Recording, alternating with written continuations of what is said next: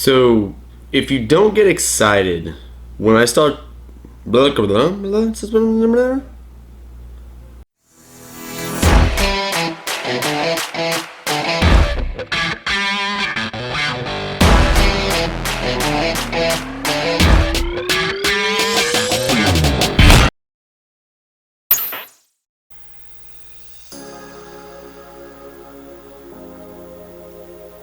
So one of the first things that I can tell you is whenever you buy a natural product, any natural product, get it out of the package before you leave the shop. Sometimes what you'll run into is different bags of the same exact color and same exact product will have different quality in it. So get it out of the package, feel it out. If it looks good, great. If not, go to the next bag. So this is kind of what I'm talking about. Beautiful. Side by side, not even close. So, take them out of the bag. Trust me. Studio's gonna be nasty after this video. So if you watch any good tire, you'll notice they really pick through materials before they settle on a material that they're getting ready to put on the fly. Okay, so Marabou is no different. What I will do is come through. I'll look for the right feather, sometimes for a long time, just to figure out the exact one I want. It's different per application, and we'll go through this. But use the best material that you have on hand. Don't settle on material when you have good material. Grab your good material, work with it first. Now we've all been there. You're kind of getting low on a certain color of Marabou, so you have to use your not grade A premium good Marabou.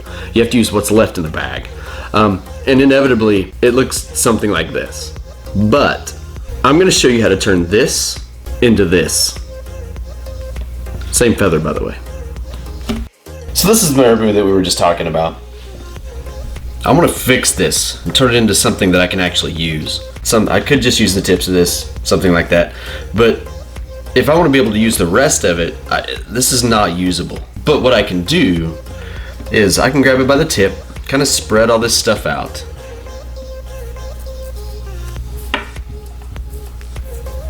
Okay. Already we're looking a little better, right? That's actually pretty gross. Better.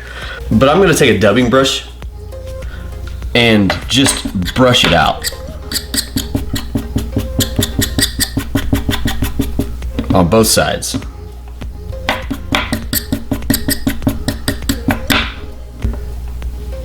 And there it is. Totally good to go. I'm going to start off with one of the things that I see a lot of people doing. I don't want to say wrong, but you can definitely do it better. Using way too much bulk, but not getting anything out of it. Let me explain.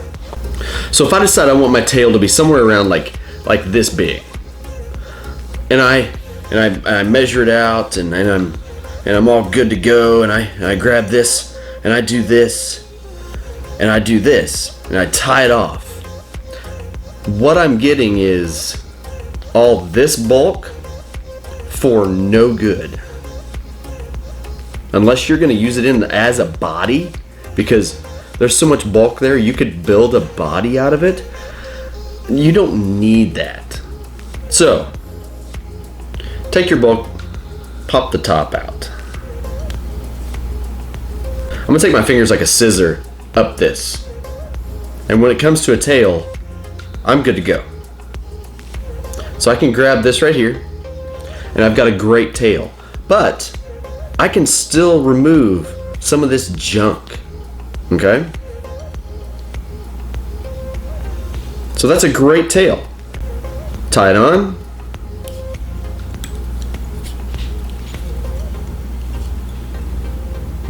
Right? But then you say, well, that's not big enough of a tail. So you put another one on top of it. Simple as that. Don't use all this bulk The main difference is this part right here is very, very skinny. It's not taking up real estate on the hook. I don't have to use a whole bunch of thread wraps to bind it down. And if I want more tail, I literally put another one on there, right on top of it, done. Cutting marabou, this is something that I started doing that whenever I would do a class, people would say, oh, I saw you do that in the video, but you didn't explain it. Because I don't explain anything in the videos, I think.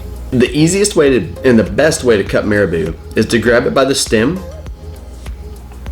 and twist it. Twist it several times. Lay your scissors on the hook shank, cut. It cuts close, it cuts clean. Every single time, there's no guesswork. So when I think about palmering marabou, it's typically a collar somewhere around the head or somewhere toward the front of the fly, or like an intruder style where it may come off the back and then like a tail collar type of thing. I'm not a steelhead guy, just proved it, but it's still the same concept. So earlier we talked about picking the right kind of marabou for the application that you are trying to do. So marabou, being a natural product, comes in an array of different sizes and shapes and textures and all that stuff. Some of it's good for palmering, others is horrible. So what we've landed on is it's all about the stem and the flow. So let's talk about stems. So first of all, this stem right here is crap. I crack myself up sometimes. Big gnarly stem, skinny little stem. Big gnarly stem breaks when you big gnarly stem is stiff as a board. Makes for a great tail. Not good for palmering. Again, on the thick stemmed, I've really mangled this thing. Again, on the thick stemmed marabou, we have short fibers. They don't do much, right? Thin stem, long, flowy fibers. Right? So for palmering, this is what you want. Period. So we've already picked our marabou. This is what we're gonna do with it. Very first step, we're gonna grab by the tip, come down here a little ways, and we're just gonna pull that out. And it's gonna break. And it's gonna break very easy. So next, all feathers have a natural curve. All of them. And the vast majority of the time, we want the curve to be pointed toward the back of the hook. So you can see this feather is curved this way. Painfully obvious. We're gonna grab it by the tip and tie it in with that curve down.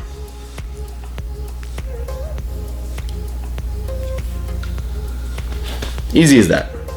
So for the next step, for the actual wrapping, you can use your fingers, you can use, whatever you want to use. I'm going to use hackle pliers, just because it's easier. So I'm going to attach my hackle pliers there. I'm going to go away from me, just like that. As I go, I'm going to hold these materials back. Pinch, hold back, wrap. Pinch, hold back, wrap.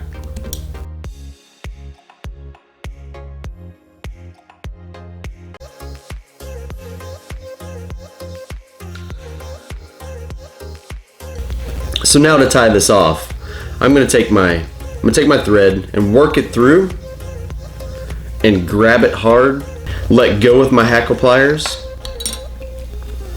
and wrap in front and then over, typically.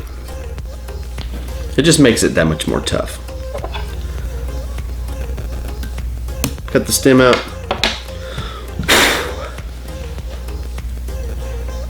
That's an awful pretty palmer, if I say so myself. So all the marabou that I've tied in this video has been the blood quill marabou from Hairline. I feel like this is probably the easiest stuff to cover a broad range of flies and techniques and everything that you could think of. You can tie tails, you can palmer, you can do so much with this. It's probably the best there is.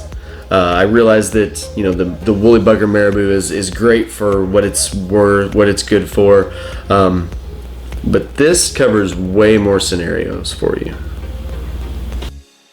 So this tying tips series has been a lot of fun. It's going really well.